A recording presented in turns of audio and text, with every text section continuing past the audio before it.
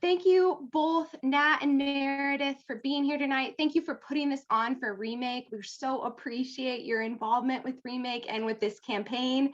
If you're new to Remake, we're a nonprofit and a global community of folks who love fashion, who are advocating to make the fashion industry a force for good. And today we're here to talk about the No New Clothes campaign with Nat and Meredith. We're also joined by our founder, Aisha. Aisha, if you want to say hello. Hi, everyone, and welcome so very much. Just 2 seconds on Remake. We are a San Francisco-based nonprofit that's focused on making fashion a force for good. We are here really to educate and inspire you all to wear your values, to understand the connection between women's rights, climate justice, and fashion. The first time I heard Nat speak, it was as though she was speaking to my heart as someone who has long spent time, advocating for the rights and dignity of the women who make our clothes, who have spent a lot of time in factories and dye houses. I know, and our Remake community knows, that this is really a feminist issue, which is why every summer we take the No New Clothes pledge. It's essentially a way for us to recenter our relationship with our closets, to be thinking about what we wear, why we wear it, and really to be connecting with our wardrobe in a mindful way. And I know that Meredith and Nat will have a lot more to say about that.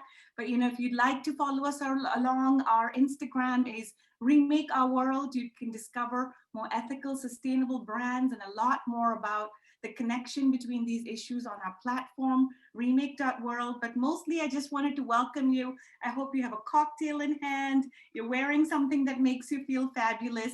I know you're going to be in wonderful company with the ladies tonight. So thank you so much, Meredith and Nat, and back to you, Emily. Thank you so much.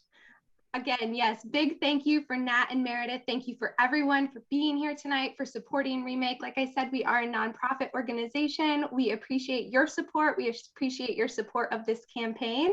And I'm going to let our stars take it away. Meredith and Nat, if you'd like to introduce yourselves and tell us a little bit about why no new clothes. Yes, hi, I'm Meredith Markworth-Pollack. I am a costume designer. I had the pleasure of working with Nat back on Dynasty, and Nat and I just hit it off. I was thinking about it today. I'm like, what was it about Nat? And I'm like, I feel like you're my spirit animal. Nat just came in and had such a beautiful outlook on life and fashion, and I feel like we were sisters in a lot of ways, and we both shared such a love of clothes specifically. And of course, Dynasty was the perfect playground for that, because we got to create these incredible looks for Crystal Carrington, who Nat played, and we just shared our love of all things couture and fashion and design related. And we've continued our friendship over the years. And I've really been inspired how Natalie has really found her voice for herself and also for others. And we've continued to talk about the effects of the fashion industry. And I've really been inspired by her with the No New Clothes. And it's really funny because it was in the back of my head. I was like, I really want to do this. I reached out to a couple of friends of mine, asked them if they were interested, and they were all like, I don't know about a year. That's a lot. I'm like, okay, yeah, especially going into summer. I don't know if I could do a year. We'll see. And then, of course, because we're, cosmic sisters, I get a text from Nat. She was like, I want you to do the No News Challenge for 90 days with me. And I was like, that's wild. I literally just texted my friends and was really wanting to do it. So I'm so excited to be part of it. It's a challenge not only for myself, it's a challenge for me as a mother. I've been really thinking about how I'm going to do that for my children, and also for my work. Most importantly, we'll get into that today, but how we can kind of shift the film and TV industry to approach the idea of consumption through costumes, how we can really reduce our footprint in that. So I'm really excited to get this conversation started, but I'll of course let Nat take over. Wow, thank you, Meredith, and thank you, Aisha, for having us. Yeah, it was just instant between us. I knew I had met my sister, and your style and elegance and grace continues to inspire me. You were definitely one of my style icons, Meredith, and working together on Dynasty was such a joy. It's hard to work with someone that you love so much, because then it's really hard to have like follow up that experience on other projects. So I'm always planning to see how we can work together. And it's really lovely that we've evolved together in this way. I mean, we've always been conscious about certain things, but then at the same way, we're both in the belly of the beast, you know, and we're just doing what we know and what we've been taught. And we're just going along with the program and the world that we've been born into. We didn't create this unjust system. And, you know, when you wake up to how unjust it is and you're in your 30s or your 40s or later, you've got like so much deprogramming to do. And that's kind of where I'm at. I'm a year into the deprogramming. And it's funny that you say like, you thought a year was too hard. Because I think like, you know, like even just 2 generations ago, like our mothers and grandmothers, like they were happy just buying like 2 or 3 things a year. And yet we are just so now addicted to this cycle of fashion that like the thought of like a year is unthinkable. And I mean, I guess I'm lucky in that I chose to do my year of no new clothes during COVID. So, but that was a coincidence, but I was really lucky because I felt really gung-ho about it. And I didn't need any new clothes. People were only seeing me from the chest up. But it was an opportunity to really, just assess where I was at, how I had got there. I'm still in the process of going through my closet and mindfully selling or giving away things that I don't wear. And it's crazy how many things that I spent money on and didn't even wear. Like some of the things still had tags on them, which makes me think, why are we so addicted to this fast fashion trend cycle when most of the time we're wearing these clothes once, if at all, and then we're throwing them away, or, you know, and then when someone says we can't buy clothes for a few months, we're all like, no, I don't know if I could do that. Like, clearly we've been brainwashed, and I want to get to the bottom of it. And I think you and me and Dynasty have a lot to do with it. And like, it's time to also take some accountability. But like I said, there's no blame here. You know, we're just doing our jobs. But, you know, sometimes you wake up and it takes people of courage like you and me to look around and say, just because these are our jobs doesn't mean that it's right. And so I'm really excited to unpack everything with you today, not just the wastefulness of the industry, but the wastefulness in the lifestyles that we are being told to glamorize. And because it's like the industry is wasteful, the film industry, 100%. But we're inspiring so many other people around the world to be like us and to wear something different every episode or every day. And that's something that I also want to get into, because the reason why we're so brainwashed is because you never see repeat outfits on TV. You never see them in movies. You never see them in magazines. It's all about feeding this like part of our brain that is literally the same part of our brain that is activated when you do cocaine or heroin or gamble. It's the addiction part of our brain. And I think if we're honest here, we have to say that all of us to some degree are activated in that way, because that's how they've programmed us to be. Because today we're exposed to so much more advertising than our grandmothers were. Like, I think I read somewhere that we're exposed to like 10,000 ads a day. And so like, it's not our fault, you know, like these people are they have like psychologists working for them to like get into our brains, to like access that limbic, that part of our brain that is fight or flight, except now we're not running in fear from woolly mammoths. now our fear is that we're not going to be liked and we're not going to be accepted and we're not going to be cool if we don't buy this new thing. And so they're very, very clever how they operate on us. And it takes a lot of guts and a lot of self-reflection to like really acknowledge that and try to unpack these messages. And I want to like let you talk now because everybody's heard my story, but I just want to say that I've forgotten that point, so we can just move on to you now. It was good, but it'll come back to me. I think it's good to start with Dynasty and kind of start where you and I were at when we started that. And you're absolutely right, but it's advertisements, it's influencers, it's TV, it's film, and we all play a role in it. And I think, you know, when you and I started Dynasty, and it was all about, you know, the show is literally about, you know, excess and over the top lifestyle and wealth and money and fashion, and it was so fun, and it was, oh, we're going to get in all these clothes. And you know, I know you and I both then turned around in our personal lives and we're shopping more and more as well. And I know you would come in after a trip to New York with all these new pieces. I would be shocked all of a sudden, you know, I'm on Net-a-Porter 12 hours a day, and it's like, oh my gosh, it's on sale, well now I need it, you know. And it's so of course it feeds into that lifestyle, and we're definitely part of it.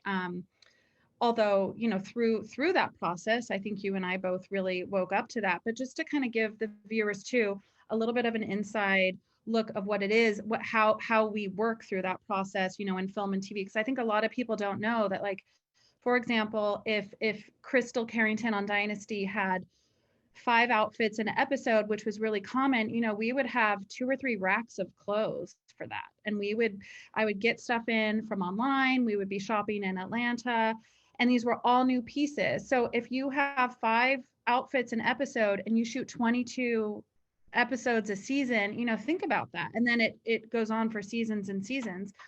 So it's definitely about consumption, bringing it in, showing the viewers eye candy, showing the viewers new looks, showing that the wealthiest women in America don't repeat outfits. They have so much money that they can wear a new Gucci outfit head to toe every day, right? And I think there was a couple times where we discussed repeating things or repeating, you know, an outerwear, or of course we repeated shoes and pants, but mostly it was all new.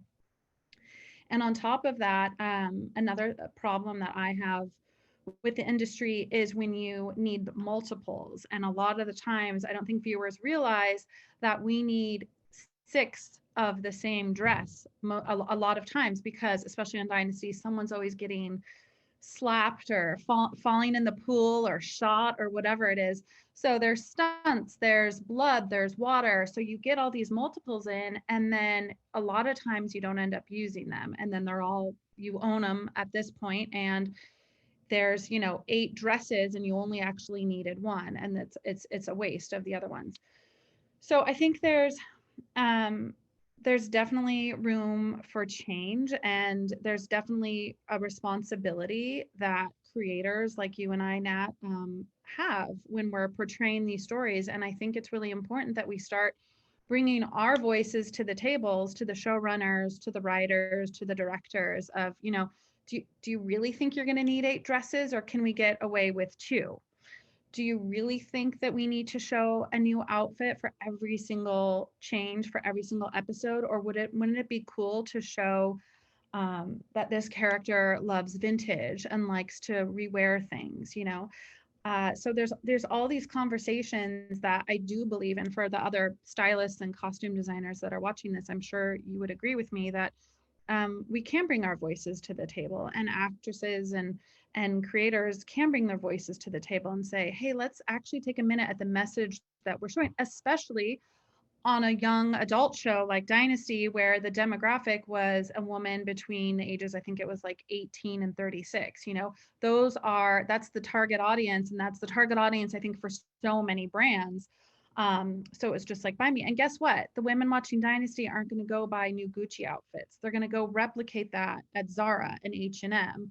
And I think that's also part of the problem, is this this expectation of, and of course not all shows are like this, but a lot of them are, where we spend $3,000 to $4,000 on an outfit on television. And how many people do you know do that in real life? You know, I know very few. So that's also kind of an issue on the responsibility that I felt that we were portraying, you know, in Dynasty. And of course, like you said, Nat, we were just doing our jobs, and of course I don't believe there's anything wrong with it. The show's still continuing. I think the costumes are fantastic. I have no problem with it, but I do think that after stepping away from the show and kind of having a moment this past year to reflect, it's like, oh, okay, if I was ever presented a show like that in the future, this is how I would do it differently. Yeah, I also want to echo how much love I have for the show and the people and the new costume designer and all the cast and the looks. And yeah, we wouldn't be where we are without it. But I think it's powerful to, like you said, be in this place of now self-reflection post-show and think like, how could we do it differently? Because like you said, that demographic, when you told me like 18 to 30 or something, I'm like, wow, that is so... that's such an important time in a woman's life. That's really when she's like forming who she is, and to be sending out those images of aspiration, you know. And like you said, like they're not going to go by the real thing. They're going to go by the copies. Although I want to make it clear, just because you spend more money on your clothes doesn't necessarily mean they're being made more ethically or that they're polluting less. You know, I think it's really easy to point fingers at fast fashion and be like, if you buy fast fashion, you're evil, and the fast fashion companies are evil too. The luxury brands and houses have a lot more to answer for, because they're the ones setting the trends and they're the ones setting the standards that the fast fashion companies are trying to copy. So I think it's easy to point fingers at the bottom, but I really think it's got to start from the top down. And that's why what you and I are doing is so exciting. But I want to say, like, Meredith, you were the only one who said yes. You know, like, it was so hard to get a friend to join me. It was really hard. And a lot of actresses are very attached to their brand endorsements. And I understand that. I understand what needing to pay your bills and that being your job. But I want to create a new world, you know, where we don't have to rely on exploiting people and the earth to make money. I don't know if we're going to see it happen, like, you know, in the next decade, although we need to act fast. But I really hope that what you and I are doing here is like really pioneering the way from the top down in the industry, because it's one thing to be asking like the general public no new clothes, but if people who are being photographed and have influence keep on promoting these kind of unsustainable lifestyles, like, then what do you expect? Like, we've created a culture of, like, you know, designed to want to follow these influencers. That's why they're called celebrities and influencers, and that's why they're paid so much money, because they have the ability to incite people to enormous levels of consumption. That's their value. And when I realized that, I was like, oh, I'm a tool for consumption. I'm a marketing tool for consumption. And it took a lot of like self-reflection during COVID to realize, like, okay, I don't want to be I don't want to be a tool anymore, even if it means making less money. And I'm gonna pray and hope and manifest work that doesn't involve taking money from people who I know are doing harm to other people on the planet, like I just said. Aisha, what was your question? My question that was for you, in terms of knowing that, you know, people often say, well, celebrities and influencers hold that, yet when you're in shows, sometimes people do the pushback, you know. So how would you show essentially, can I repeat an outfit? Or this is my platform and it matters to me?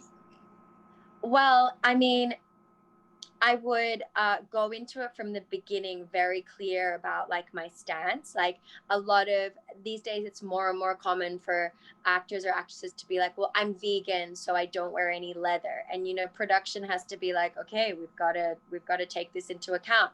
Well, why can't I say I have ethics and values and morals, and I won't wear anything that is made in a sweatshop, and I want to try to make at least 80 to 90% of my closet sourced secondhand.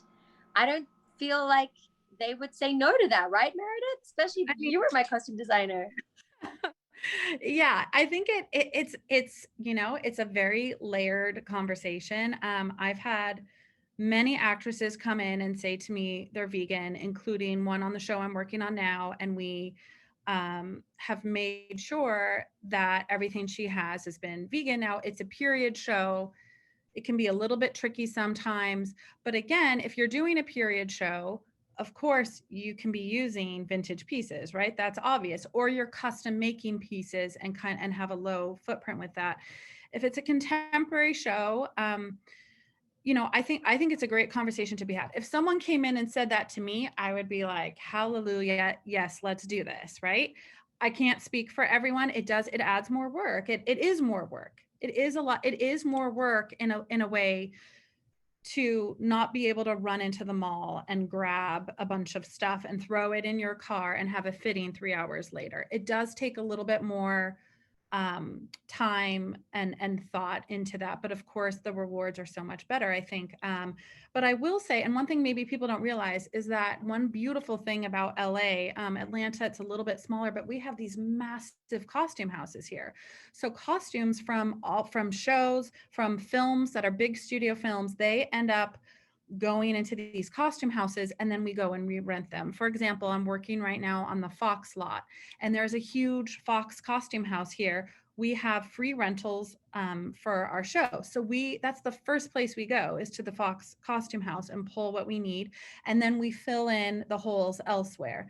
So, I mean, it's definitely possible. I think it's a great starting place for sure. And it's a great conversation to be had. And I think producers are going to have to wake up to that a lot more, especially when it's coming from the actors who have a really strong stance and a really strong opinion of who their characters are and what they would be wearing.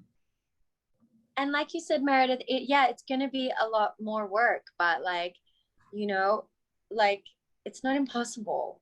And we have to really realize that convenience is our enemy here in everything. The convenience of, and I'm guilty of this, you know, because I don't shop anything new anymore, but I'm doing a lot of shopping on like Poshmark and the Real. Now that I've discovered secondhand, it's almost even worse, because I'm like, well, I'm not guilty of buying anything new, but I'm like, but I do want this tomorrow.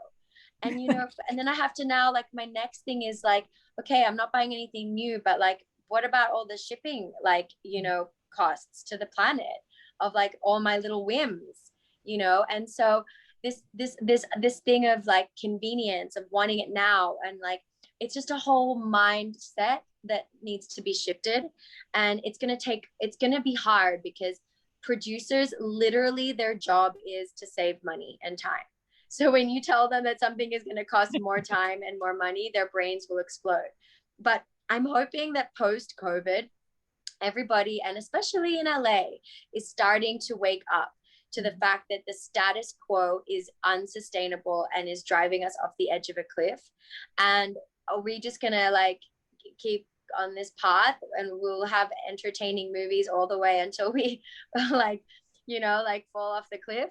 Or are we going to realize that if we don't have a livable world to live in, there's no point of an entertainment industry, you know? And so we're talking now about like a more collective consciousness shift that we want to be a part of, because it's not just about like the elitist actress saying like, I don't want to use any new clothes. We've got to like convince everybody, you know? It can't, because that's another thing people say is like, oh my God, you're so elitist, you're not buying new clothes for a year. Oh, good for you. So many people don't have the money to buy clothes for a year. Like, I'm doing that unintentionally. And you know what I say to them? You're right.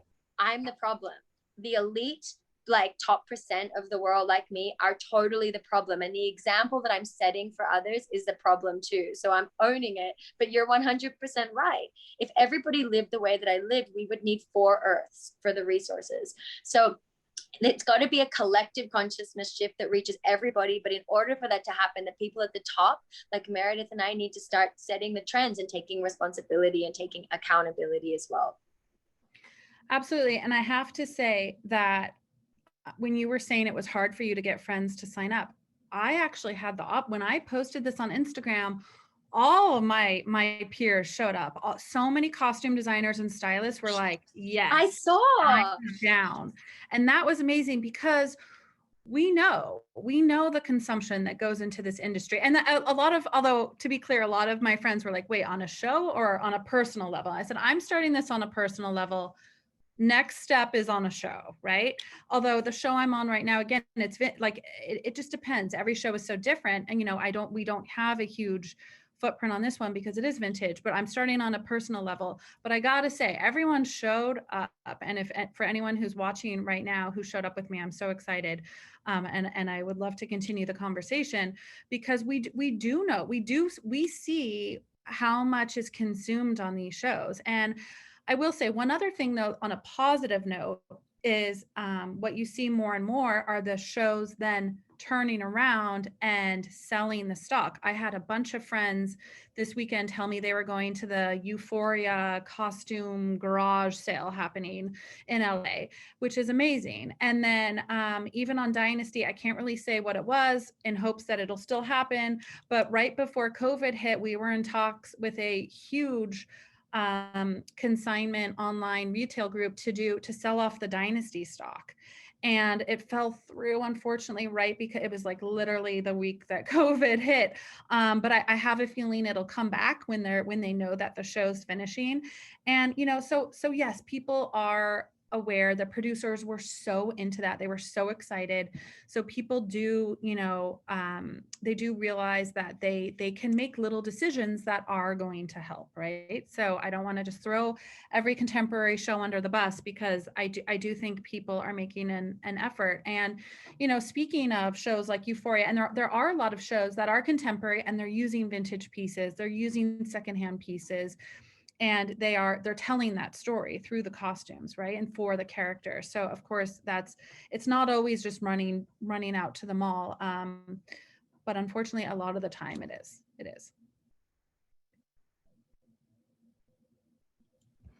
So Nat, you mentioned that, it was kind of tricky to get some of your friends to take part. What are some of your tips for talking to people about things like No New Clothes in case our listeners want to talk to their friends, their coworkers, people in their life? I need Meredith to give the tips. She's the one that got a record number of people to sign up. I think Meredith got more people to sign up in her few days of posting about this than I did the whole year. That's what Emily told me. I was like, that's amazing. Look, I think it's different when it comes from someone like me. It's like when it comes from someone like me, it's a bit of an eye roll. Like, oh, I get it and I get why.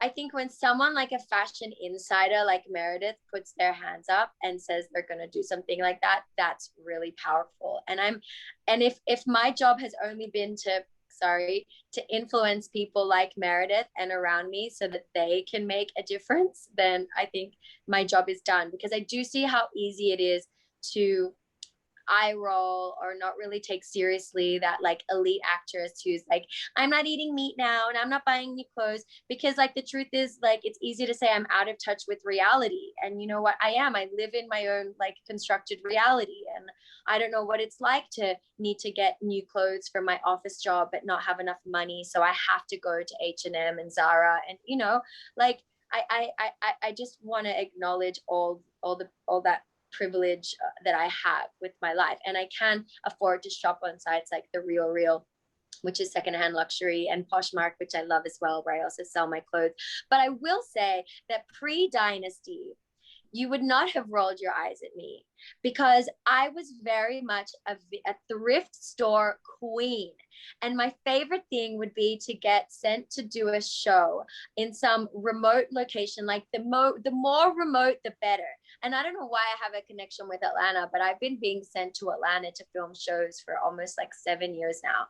And I love driving as far out as possible. Don't you remember going the Blue Ridge Mountains, Meredith, to all those thrift, real thrift markets? You know what I mean? You know what I'm talking about? Those warehouses. And I love digging for treasures, for my home and for my closet. So I have years of experience. And in Australia, we have this amazing chain of thrift stores called St. Vincent's, which we call Vinnie's. And growing up, I would always be scouring Vinnie's for that cool coat. Growing up in Australia, the kind of counterculture that I grew up in was that it was cool to wear thrifted stuff and vintage. So I actually had a very good start in my fashion life. My mom always told me not to dress like the other girls and not to put on cheap polyester. And my family was always sending me handmade crocheted tops. I should have worn one. I'll show you one later. I still have the tops that my aunties made me when I was a teenager. And so I picked slow fashion from the beginning. It really wasn't only until like Dynasty that I got a taste of like, oh, this is what it's like to be able to spend money on clothes. And I'm the first to acknowledge that it's very intoxicating. And so for me, it was like I had to deprogram some of the things that I'd learned, but it was really just like coming home to myself and to the values that my mother had taught me about like finding secondhand and finding good quality things and looking for things like linen that were good quality and that would last forever and classic pieces. And and I realized that it's just a mindset shift, you know? And if you have the mindset that like you need to be trendy to be cool or to be liked, then that's like I understand where that comes from, but as someone who has been there, it is so, I feel my mental health is so much better going back to this mindset of slower fashion, of classic pieces that are going to last decades. Like, you know, I want to be able to pull out a blazer and 10 years and still be wearing it and proudly say that, instead of like, oh, I just bought it new on some website, you know? And so I think it's about like, again, it's about changing collective consciousness, changing the mindset. And so now that COVID is like, you know, quarantine is like over and we were going out again, and you're going to see some more fashion shots of Nat because she's just been taking photos with mushrooms in her kitchen for the last 12 months. Now you're going to see my new wardrobe, and I'll be able to proudly say, this I've had for a few years, this I got secondhand, this I thrifted, and I'm going to start like becoming an influencer for slow fashion. I love that. I love that. And I'd love to hear from Meredith, you know, being a fashion insider, how did you get so many people to sign up for the No New Clothes Pledge? Because sometimes we get this, you know, it's preachy, or how do I broach this with friends and family without coming off as, you know, holier than thou? Yeah, I think, you know, I think that it was maybe a surprise for a lot of people that maybe don't know me personally, but know me through social media or know me through my work. And people that do know me personally too, like I love clothes. I love dressing up. I was thinking about, sorry.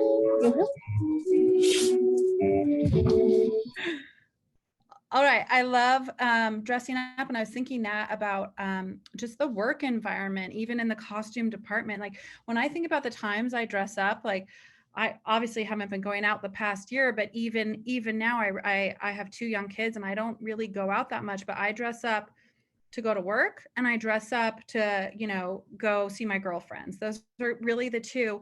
And at work, it's this, you know, we're in the costume department, you got to get your look, you know, so everyone's kind of doing it for each other. Right. And there's always like, oh my God, your boots, you're out, you know, and I love it. And I love it. But I realized at some point, it's like, why?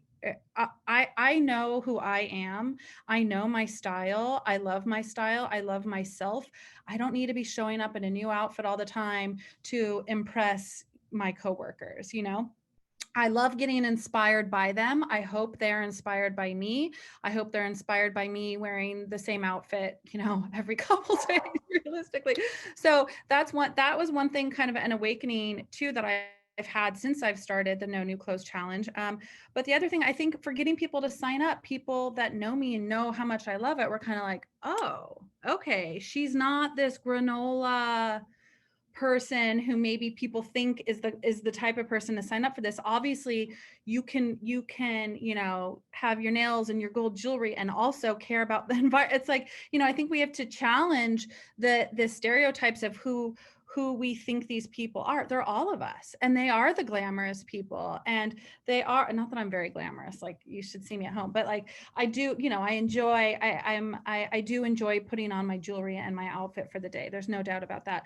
So I think that my friends were probably like, oh, okay, if Meredith is down for this, this is kind of an interesting thing for her to bring to the table, A, and B, my friends knowing they also have influence and that they can bring this to work, can bring this to their personal lives, can influence, you know, the followers that they have. So I think that's why. But I will say too, Nat, that your thrifting thing inspired me, and that's always been something that I've told young fans who asked me. It really started when I was working on the show Rain, and they wanted to emulate these costumes that we were making for Mary Queen of Scots. And it was 16th century Europe, but it had a very like high fashion vibe. And I was like, go thrifting. That's how I started. I grew up in Ventura, California, and there's really amazing thrift stores there. And my mom used to drop me off downtown and wait in the car and watch me thrifting. And I loved it. And even in college, I thrifted, and I started this. I made zero money because I'm a terrible salesperson, but I called it the Vin Bin. And I would like go thrifting in Ventura, clean it, take it to Santa Barbara with all my like wealthy college friends and try and sell it to them, you know, for double. And they'd be like, we know you bought this for $5. But so therefore it folded pretty quickly. But you know, I've always had a passion for vintage and for thrifting. And I think that when people are trying to do, you know, not buy new clothes, it's like, go back to a thrift store. Like, when was the last time, of course, when you're younger and in your 20s, but when was the last time, to people in their 30s and 40s, when was the last time you went thrifting? You know, think about that. And I think challenge yourself, because there's so many gems, and it's definitely affordable, and it's so much of a better start than walking into the mall. I love that, Meredith. And thrifting, but also like, can we imagine new circular fashion economies where like it doesn't have to be walking into a store and buying some unknown person's old clothes. What if we all came together and like pooled our closets, you know, and had like, I've been thinking about this idea of communal closets. Like, find a group of friends with your same size and same taste or similar, and start creating these communal closets where you just like, it could even be a WhatsApp group, and you take photos of the things that you're willing to share, and you say like, hey guys, if you're going on a vacation and you need a coat or you need some party dresses, like, this is what I have on offer. I'd rather you borrow something from me than buy something new. It's like a great way to build community. There are more formal sites that are doing that, like Open Closet, and I have some of my clothes that you're able to rent out on there. But I'm like, you know, there's like nothing stopping you from doing that in an informal capacity. And I think that's nice, you know, like, I think it also breaks down this idea that we need to be in competition with each other.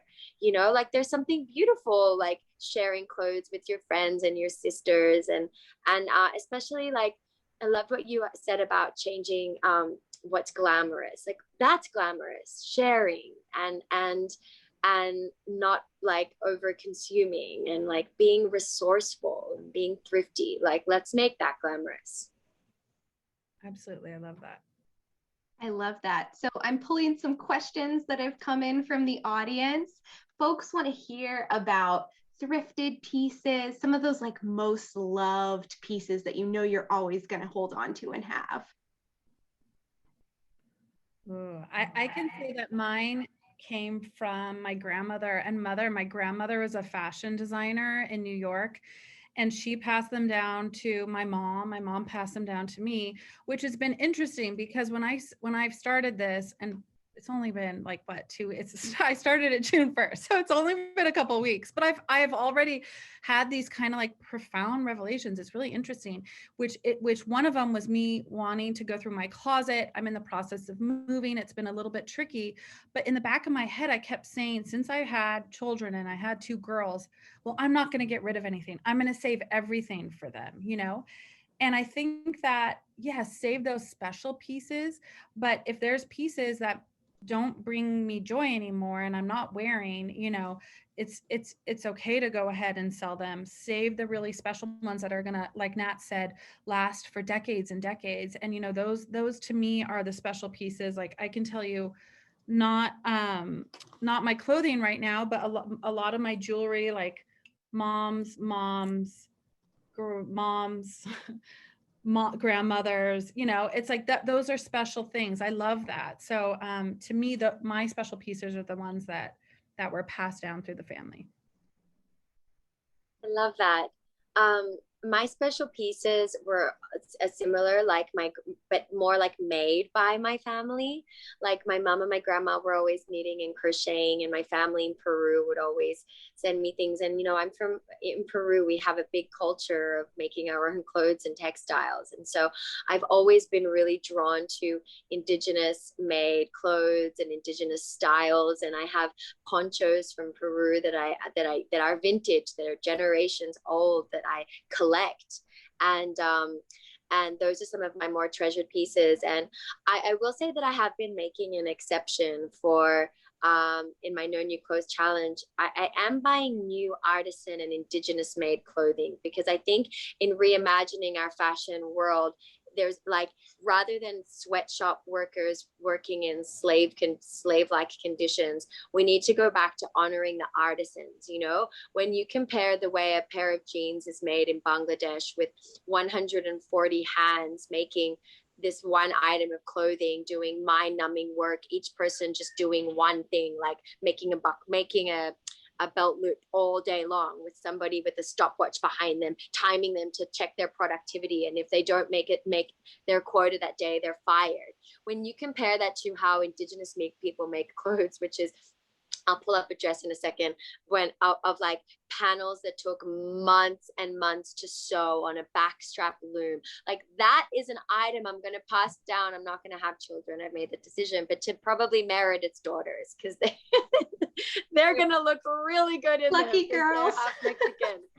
But like, these are the weepiels that these are the items that I want to be passed down through generations. They took months to make. They're works of art, not the jeans that I bought on a whim online because they were the trend of the year. And that's like the difference that I want to really like put into people's mind. Like, let's change what we value, you know, let's value people's time and not value like this capitalist system that says like the quicker something was made and the higher your profit was is how valuable it is. That's the opposite of value.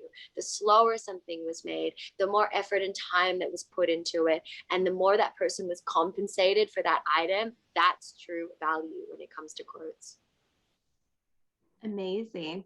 Nat, we'd love to see your piece if you'd like to show us. But another question that's come in is about when you started on the No New Clothes pledge. Like if you hit a difficult time with the pledge, like if you hit something that was a stumper, how did you get around that feeling of lack or really wanting something? What did you do instead?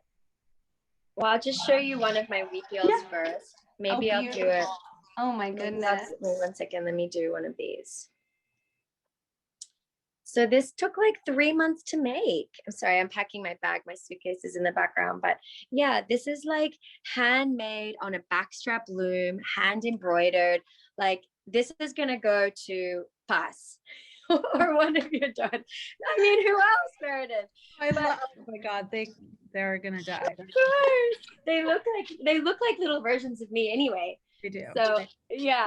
So okay, that question. Well, like I said, I was doing things during COVID, and I'm an extremist. So for me, it felt good. Like I did a 180-degree like turn. I was like buying things almost every day to like buying nothing, and it felt good. It felt like going on a detox. I liked it, and I didn't have the need to buy anything new. Like we weren't going anywhere, so I had it easy in that sense. But I will say that about 8 months in is when I realized, like, hang on, I've said no new clothes, and I had never gone on the Real before, and then that's like a whole nother problem now, because now I'm like calculating all my shipping costs. But I will say that I have like gotten rid of all the stuff that, like, COVID was a good year to really take stock of what I wore and like really understand like what my true style is.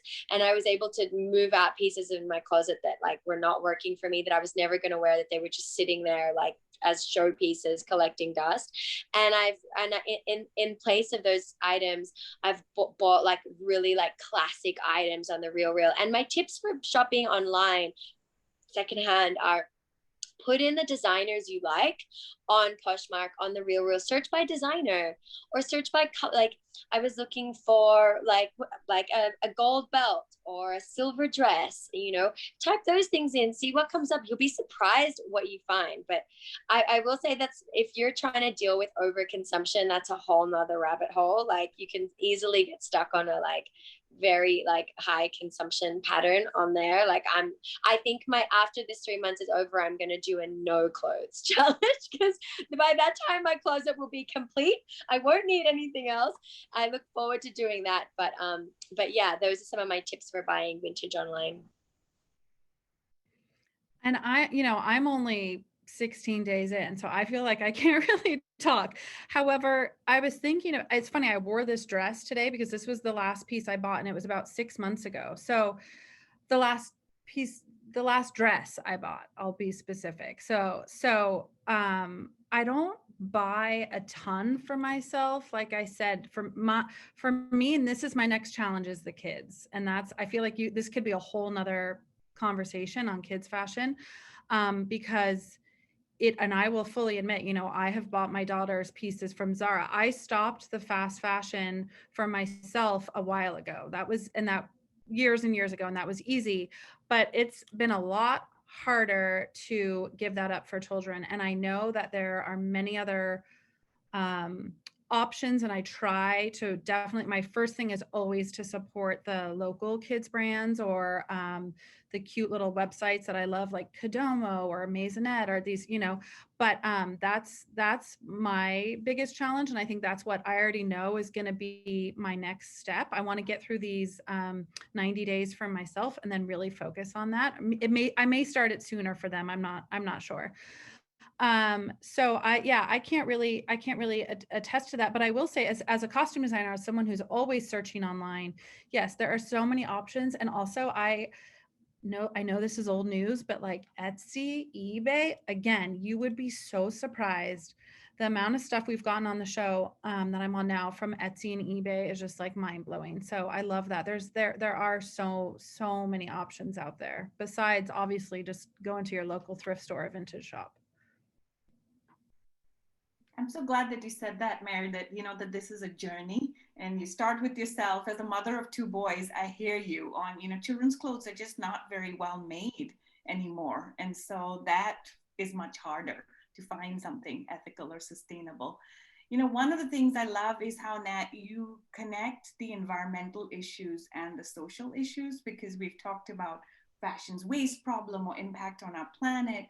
But then you were also talking about, well, I do want to support Indigenous communities, so we're thinking about ethical garment. And I'm wondering how or how you look at, is this some brand that's really paying a living wage or is fair? There's a question here on, I think every brand now that we care is out there marketing themselves as sustainable. And sometimes it's hard to know, well, are the people being paid fairly or not?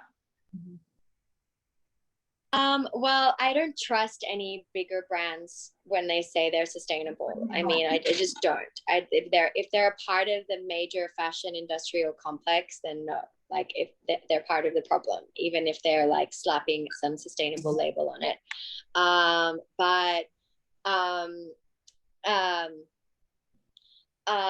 When it comes, like, for example, I bought this artisan made dress, and I asked specifically, like, because there's only one middleman.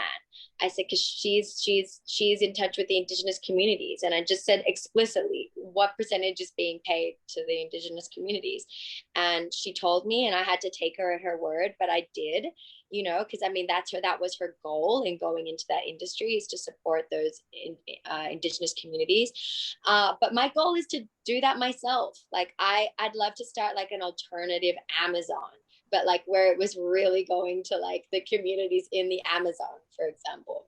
So I'm so sorry, but I saw the time, and Aisha and Emily, I think I told her I have to run and pick up some alterations before the alterations place closes, but I want to close on a nice way. So if there's one last question for me, and then I'll let Meredith close out on her own.